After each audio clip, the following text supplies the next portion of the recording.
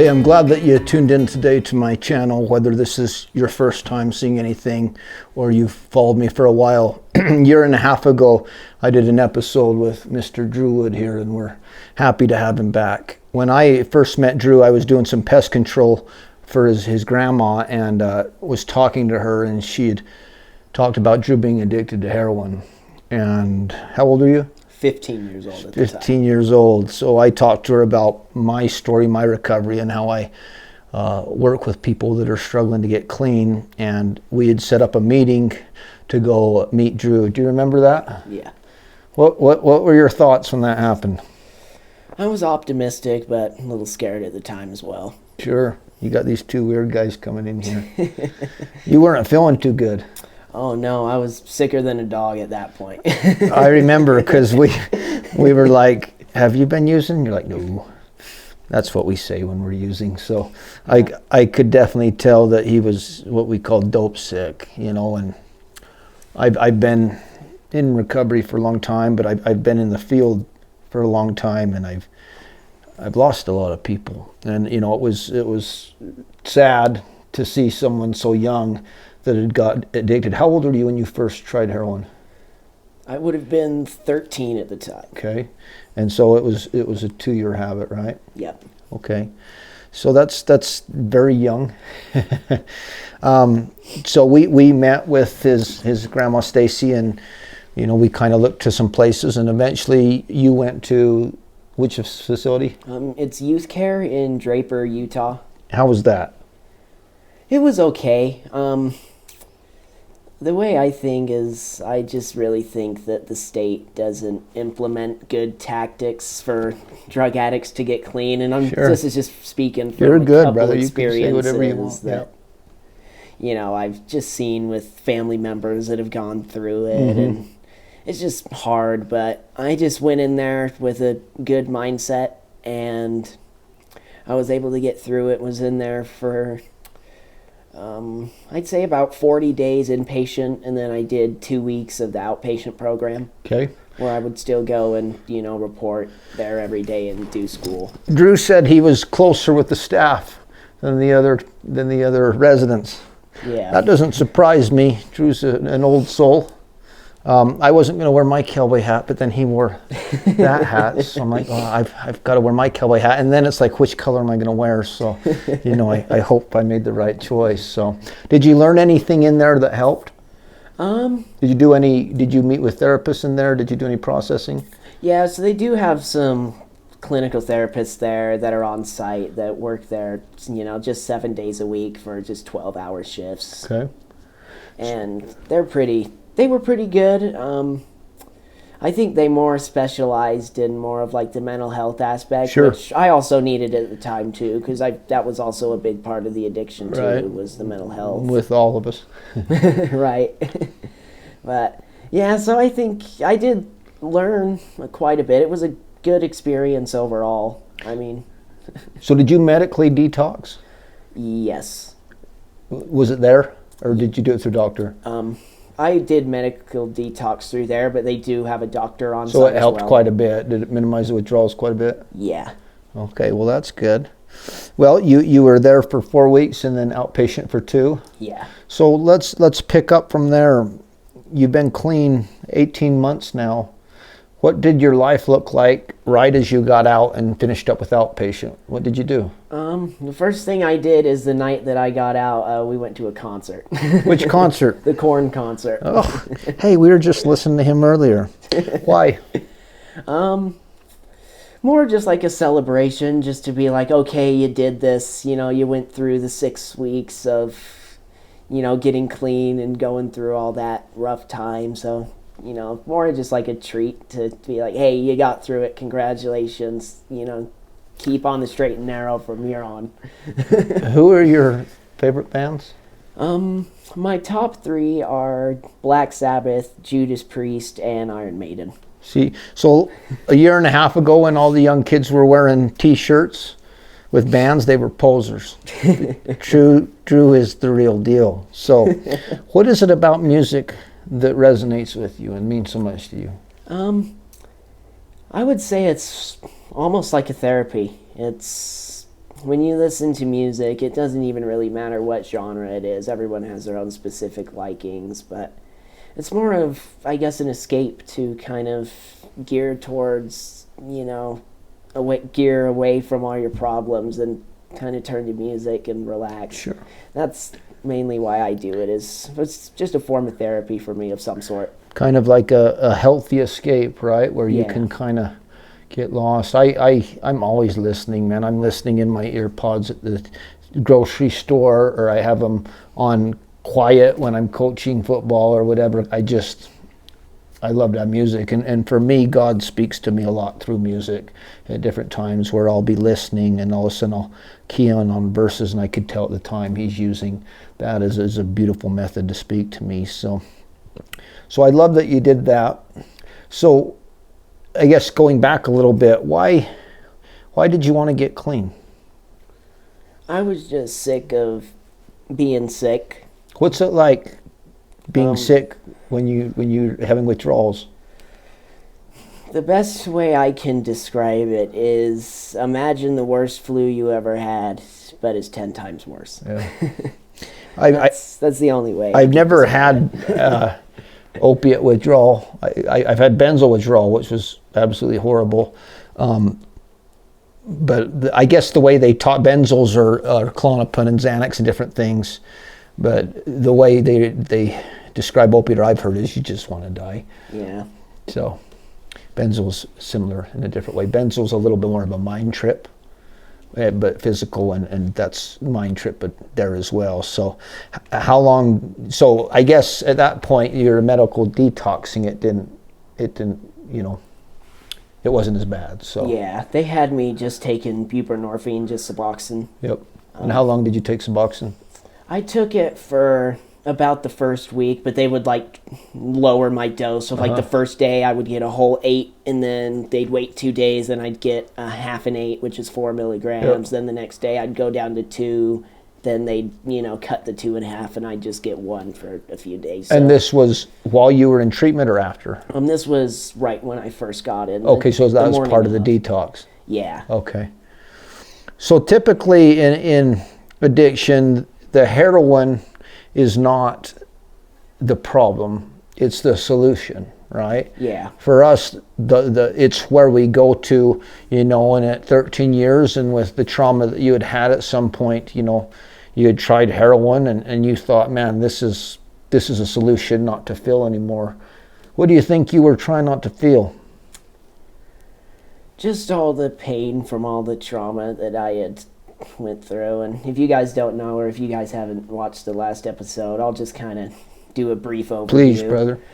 So I was born in, it was a somewhat stable family for the first, I'd say probably 4 years. And then my mom and my stepdad got addicted to heroin. Now, I never had my dad growing up. My dad was convicted of a murder back in 2008 here in Salt Lake City. And he got locked up, and he's been in prison for 16 years now, 16 and a half years. So he was never really in the picture. But so I mainly lived with my mom and my stepdad for the first few years. And they got hooked on heroin, and that was really bad. It became to the point where, they couldn't be a good parental figure because they didn't have their own stuff figured out. So it was hard. So I think I was more just trying to escape from that, which sounds weird. It's like, why would you, get away from that situation by going into that? It's not weird. It is not weird. Heroin has a special ability to make everything disappear. The moment it hits, right, there's nothing. It's just you, right? So when we're suffering, we go to the most pleasurable thing possible to take away the pain. So a porn addict, the moment it's so accessible, they look at that image, the pain is gone, right? So it's numbing. Trauma that we suffer from is all from unmet needs. That's the source of trauma, right? And the need to feel stable at a young age is extremely strong. The need to feel like I don't have to do things for myself, but I've got these two parents that are there, and and no judgment on them whatsoever, right? But they probably were numbing from their pain, right? But it created a situation where you had to, my guess is by large measure, raise yourself for a while. Yeah. So that makes perfect sense. You would jump to that because, there's curiosity, but like me, I started using when I was 15 years old, and I've been doing EMDR lately, and which has been wildly effective. By the way, I'll talk about that when I finally do a personal episode, when my 1.5-year quest to heal in a lot of ways is coming to an end, at least at this stage. But I remembered the reason I used was when I was a freshman, I started to get involved a little bit with a gal that partied a little bit. And in my mind, I didn't feel like I was loved enough from other experiences earlier with girls and just with other stuff. And I decided I was going to start drugs so she would love me because I was unlovable, right? And the funny thing is she didn't like it. She wasn't happy. But it's interesting why we do what we do, right? Yeah. So you're numbing. So when do Grandma and Grandpa come in the picture?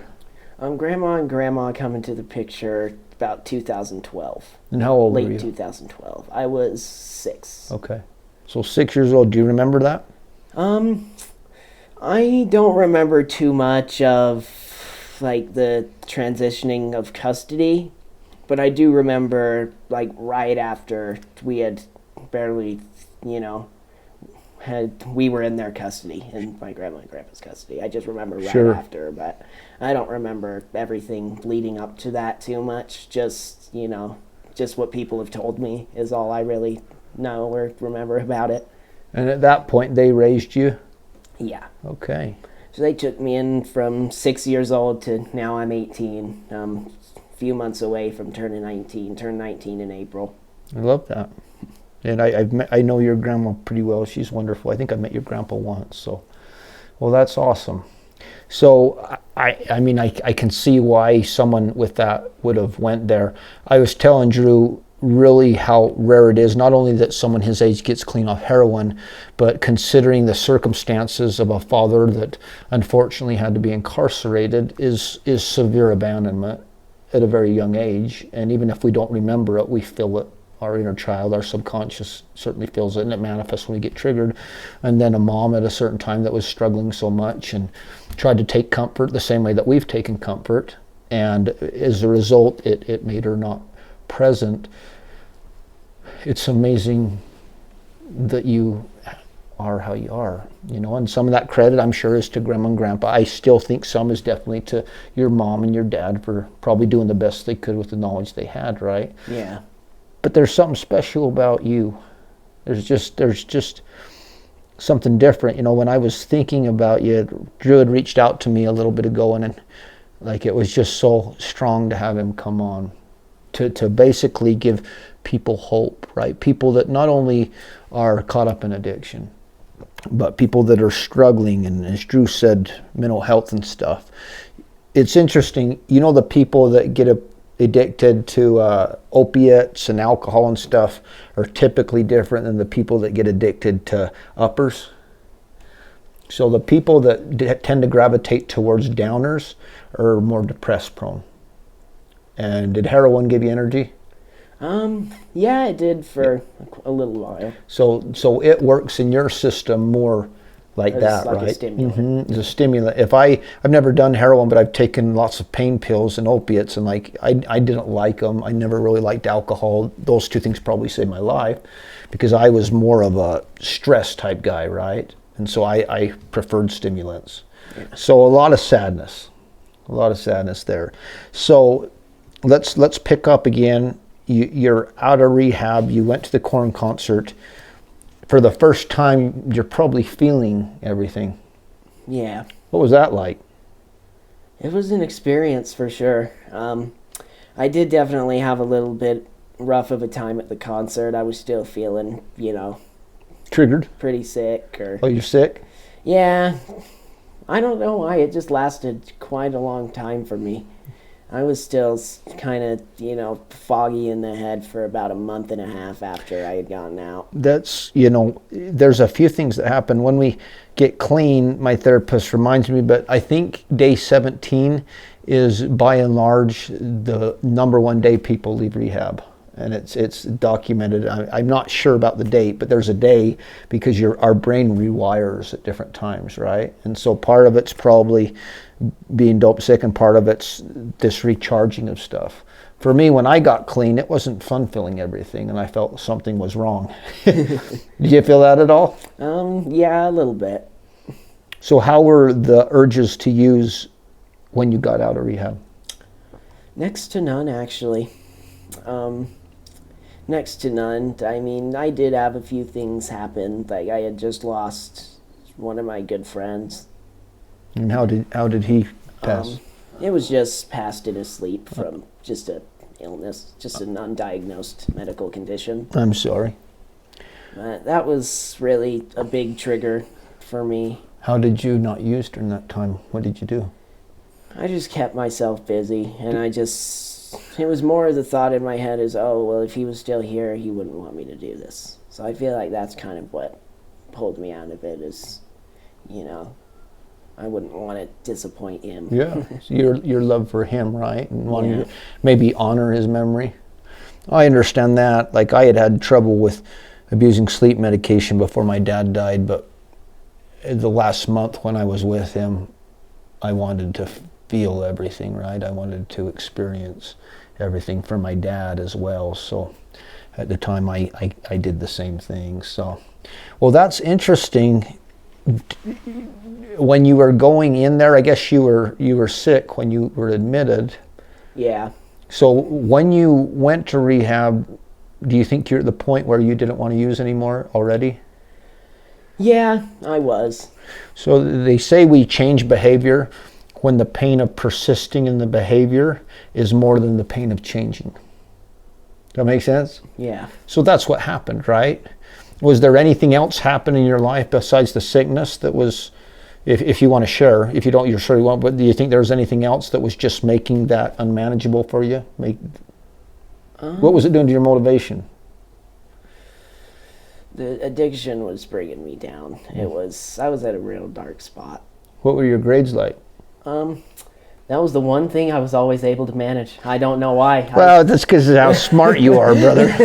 I don't know. I would be dope sick at school, but I would still get everything done because I said, even if I somehow don't get clean before I graduate, I'm going to graduate regardless. So we talked about that earlier, finding your why, right? So finding your why'd you want to graduate? Because it would open a door to a lot more career opportunities. At that time, did you have any idea what you wanted to do? No, I knew I had wanted to get some kind of college degree, but I just didn't know quite what career I wanted to go into yet. Why do you think that was important to you with your life, to find something and do something, right? Instead of just numb? It just found the motivation to just dig me out of that hole. Mm-hmm.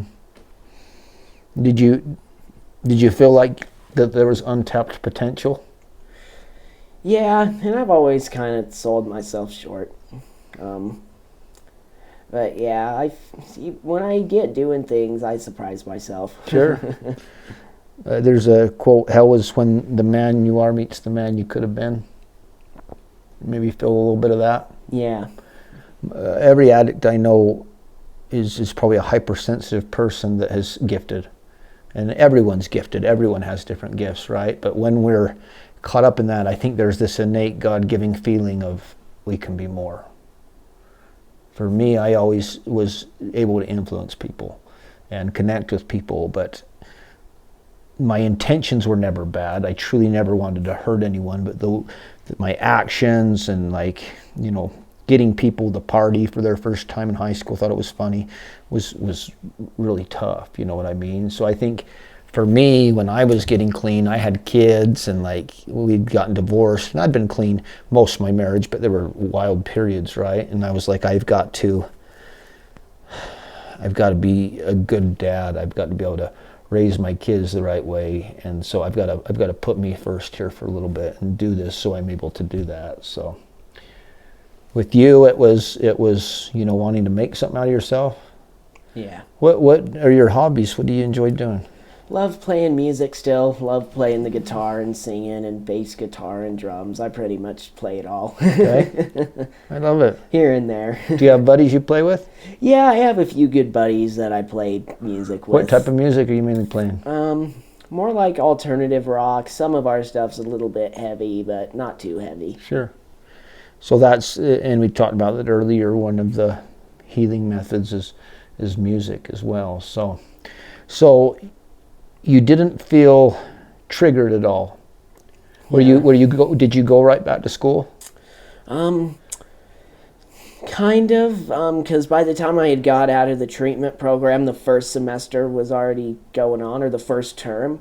So when I tried to get back to my school, they said, oh, well, the first term deadline already ended, so we're going to have to wait till the second term, which would be after winter break, Sure. So beginning of the new year. Sure. So I went like 2 months, month and a half, without doing any school. What did you do at that time? I just focused a lot on like music and the hobbies. That was mainly my main two. That's huge, because that's when people relapse, right? Yeah. Like I went, before I really started to get it, I went to 2 different rehabs. And that period when we're alone and we have nothing to do, we get in our heads, right? We start getting stinking thinking and start thinking different things. And so you found that keeping you engaged in worthwhile pursuits took that voice out of your head that you need to numb? Yeah.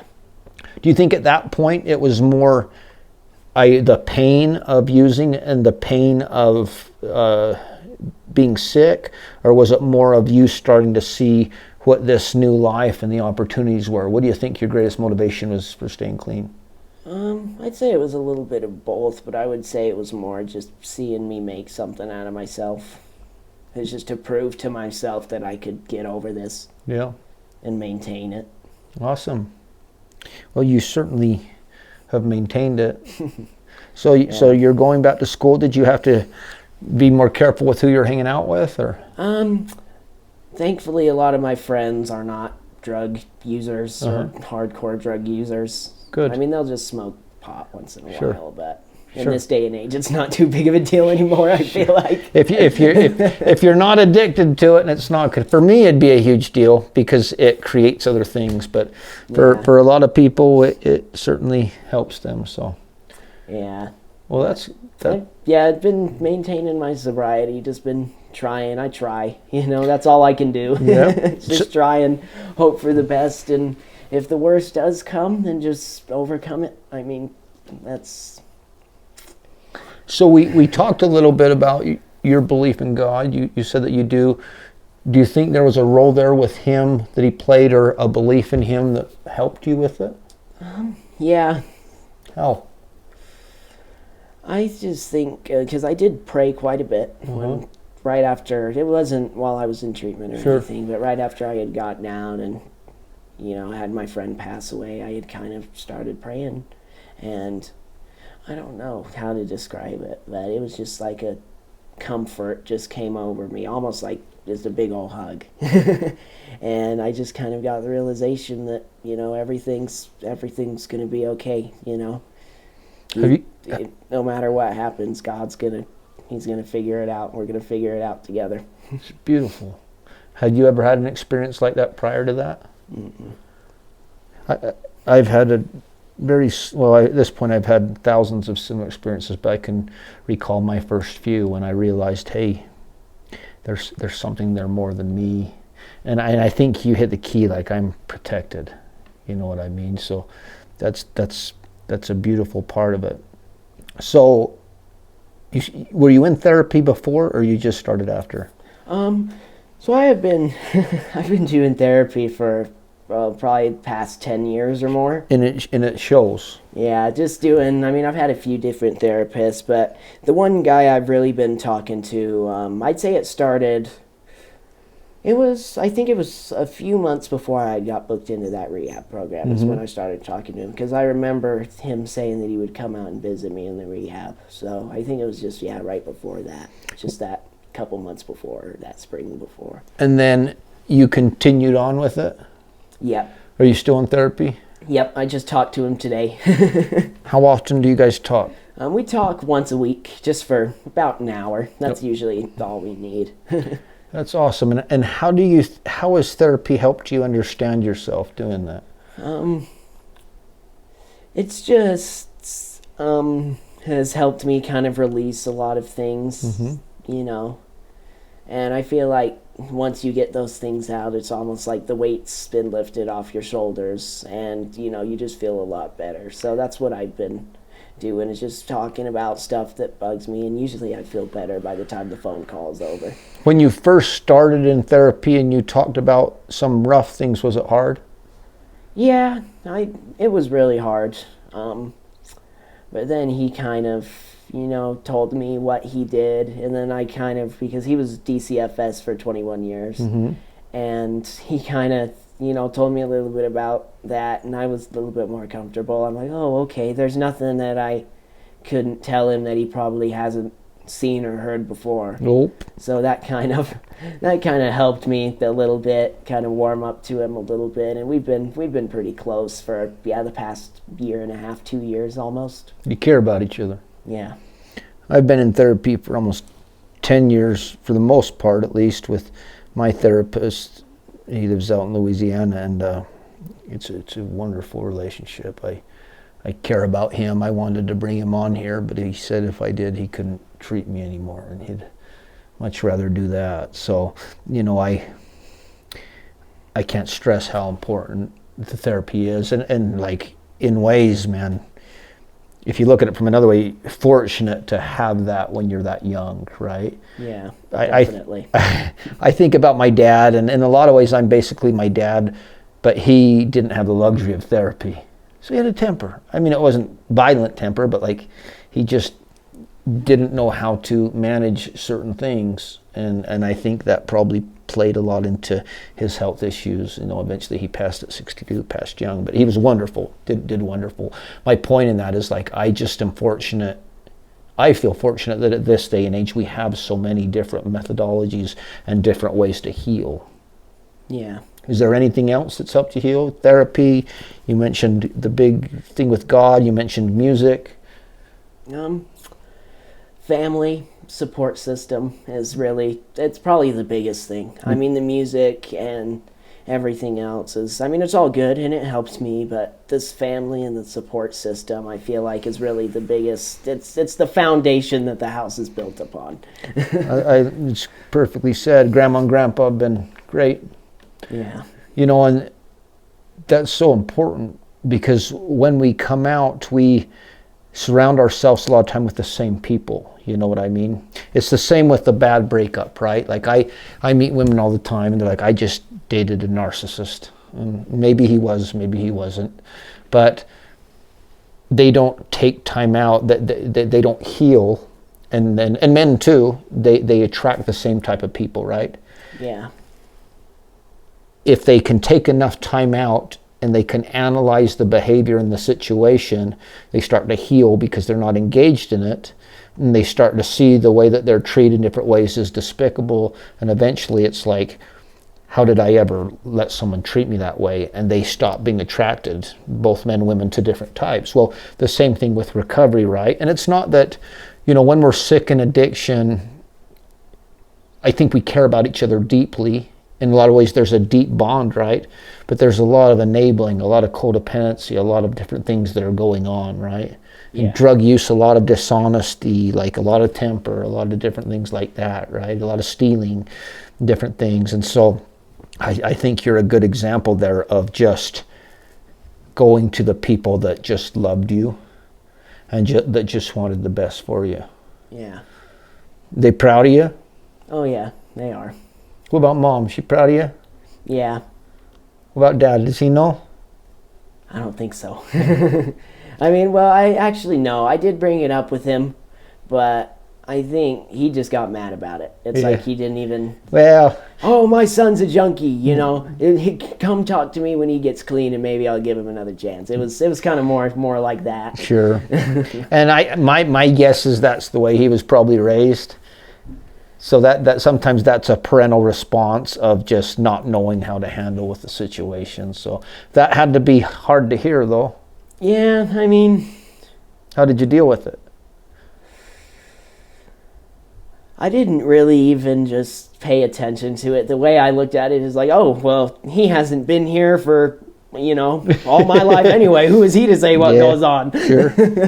Well, I certainly understand that. Yeah, and then, he did write me a letter, and then I did write him back, and then we've kind of, gotten back in touch just within the past, year and a half, just since I've been clean, pretty much. I love that you still maintained a relationship. Why do you think the desire came more so after you got clean? I don't know. I just think it was, I don't know. The only thing that I could think of on why he was so upset is that maybe I would influence him to use, maybe, which I don't necessarily believe, but that's the only reason I could see that he would, have that reaction. Typically, when we have reactions, there's a level of care, and this is just, maybe I'm wrong, but I think even if you don't have a relationship, when you've had a child, even if you're not there, there's still some care. Do you think there was any concern for you? With him, yeah, I think. I bet that was a lot of it. Yeah. Right? Is just, look at his choices and unfortunately where he's at, right? And it's like, oh no. And if, he's been in the prison system in that life, he's probably seen all types of rough things. So I think the real neat thing is that you're talking to him and, still doing that and realizing that your worth is not dependent upon that relationship. Yeah. Because that happens a lot of the time, right? We have rough relationships that skews our view of God a lot of the time as far as other things. So you talked with your therapist, and what did you decide as a result of what he did for a job? I want to kind of follow in his footsteps. He did DCFS, Department of Child and Family Services, for over 20 years. And he just talking with him and just seeing, or hearing some of his stories and experiences, it's something I definitely want to do. Awesome. As a career. Why? Because I want to help people. Being raised in the environment that I was raised in, I don't want any other kid to have to go through that, not if I can help it.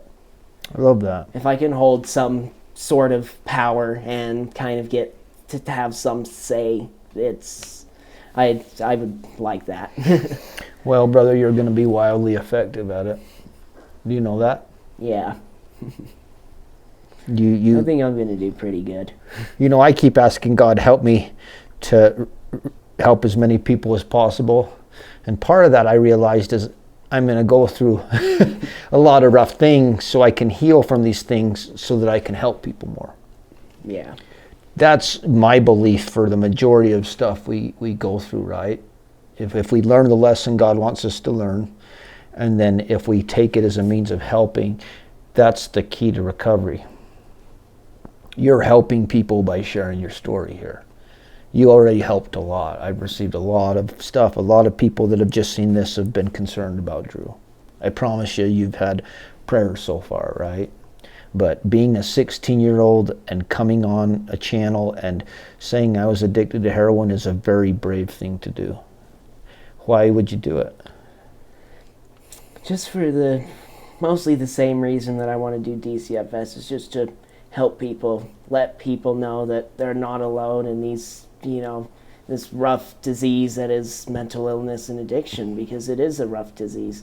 The way I look at it is it's almost like cancer in a way. Mm-hmm. It doesn't matter how much money you have or how blessed your life may seem from the outside. At the end of the day, addiction and depression, it shows no mercy, and it'll affect anybody, no matter your wealth or It's no respecter. When I first went to rehab, I had a preconceived notion of the people that would be in there. And the first one was kind of that way at the Haven because it was rough, right? But the other two, there were some highly successful people that were there, and that helped me realize pain is pain. And the wealthy and privileged, sometimes it's a different pain, but it's still very much pain. So you're right. How's the depression now? Pretty good. I've been able to manage it pretty good. Yeah. When you get down, what do you do? Just play music or call friends or do something to bring me up. Play music or that connection, right? Yeah. When Maybe go on a trip if I'm feeling like getting away for a little while. Go to Arizona or Nevada or somewhere. Sure. I think when we're trying to duplicate authentic connection through synthetic means. Does that make sense? Yeah. You know, when I'm methed out with buddies, it's like, oh, this is such deep, deep connection. And it is in a way. But to me, it's counterfeit. You know, there's a lot of pride in me when I go and talk to women or meet someone and stuff. And there's no judgment for people who do. But I don't have to have a social lubricant, right? I don't have to have to take something that helps bring my insecurities down and brings out my personality. I get to kind of feel everything and just to get to go with how I am. Does that make sense? Yeah. Does that give you confidence that you're not dependent anymore? Yeah, it does. So, what about family goals? You want a family? Yeah, I would like to have my wife and a couple kids. What makes you want to have kids? Just the parent experience. I want to, be able to raise them and see them grow. And you'd be a wonderful father, Dru. You would be a wonderful father. So, for me, that's the greatest part of my life. Is I have a 15-year-old daughter and a 12-year-old son, and it's so exciting. It's exciting to show them the things that I like your music stuff, right? As they get old, and for a while we watched all their movies. My daughter's 15 now, and it's it's a little different situation there, but still wonderful. But to me, it helped me understand God a lot, because God he's just my dad, and I'm his son, and it really is just that simple. And I think how much I care about my kids, and I am not capable of loving someone nearly like God loves us. So that's awesome. Think you want to stay in Utah? Yeah, I would like to. What do you like about Utah? It's just the mountains. It's so beautiful. I've been to every single state on the West Coast, and I'd say the only places that probably beat Utah as far as mountains is Montana and then a little bit of Wyoming. Sure. But I just love Utah. It's mountains. I just love being up in the mountains. When you're up in the mountains, it's just such a great escape. That's where I find God a lot. You ever ground? Do you ever go in your bare feet and step on the grass when you're stressed or triggered? Yeah, sometimes. It's crazy how that helps. I can just feel the energy of stuff coming in, right? And I don't do it enough. So nature, I guess, plays a big role in that as well. Yeah. Well, Dru, we have people that are struggling with addiction now. We have people that have kids that are struggling with addiction now, or family members. What can you say to give people hope? I would say probably just get through it and do the best you can. And if you're a parent, just try and be there as much as you can. And I know it's not easy. It's definitely hard to try and focus on what your kids are doing, but just try and be there for your kids and give them the right help they need. And to any of the younger kids that are struggling out there, I would just say, just please use your family, use your support systems if you have them. Surround yourself with good people that'll lift you up, and eventually you'll reach the point where you're sick of being sick and sick of being addicted to drugs. So I would just say, just do your best, try and talk to family members, do the best you can, and just try and stay clean and focus on it. It'll take a while. It's not going to be easy. It's not going to be all roses and candy canes, but it's, in the end, when you finally get through with it and you're sober and you're clean, you're going to look back at it and go, getting clean was worth it. Yeah. Getting clean was worth it. I love it, brother. I love it. Can we do another interview in 18 months? Absolutely. Well, yeah. Let's do it. We'll see you guys in a year and a half. We'll be looking forward to it. Saga for Dru. Well, thanks for watching this episode today. Things have been shifting a lot for me too, in a really good way. And I'm still going through what I think are some final stages of some generational trauma and some healing from stuff that I've struggled with my whole life. So I'm grateful to share that, but I kind of want to do that at the same time. But I plan on starting to do more episodes, and now that I'm feeling so much better, getting involved more in this. So if this is the first time you've seen my stuff, I have a bunch of other episodes, right? I talk a lot about God. I'm a member of the Church of Jesus Christ of Latter-day Saints. Dru is not, and we get along wonderful and love each other for how we are. I talk a lot about psychology, a lot about health and different things.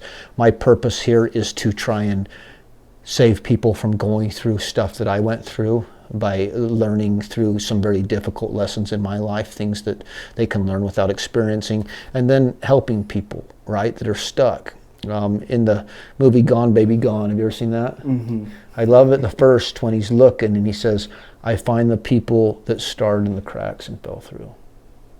That's what I do. I find those people, right? And in ways I was, in ways I wasn't. My parents were wonderful, but there was different trauma independent of them that I experienced, and we all experience different things. So I hope you enjoy this. I hope it gave you some hope to see such an inspiring story. And he's such a handsome guy, and so engaging. And you always had light. You just emanated it. But there's a peace that you have and a composure that's beyond your years.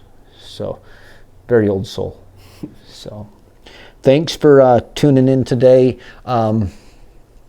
I do also broadcast this to Spotify, Amazon, and Apple. I get that you want to do that so you don't have to look at me, but you have to remind yourself if you do that, you won't be able to see Dru. In my mind, it's worth having to look at me so you can actually see Dru. So if you're listening to this on audio, you may just want to click that YouTube just long enough to see what a handsome, healthy, smiling man I have with me. So thanks again. Let's get our life back.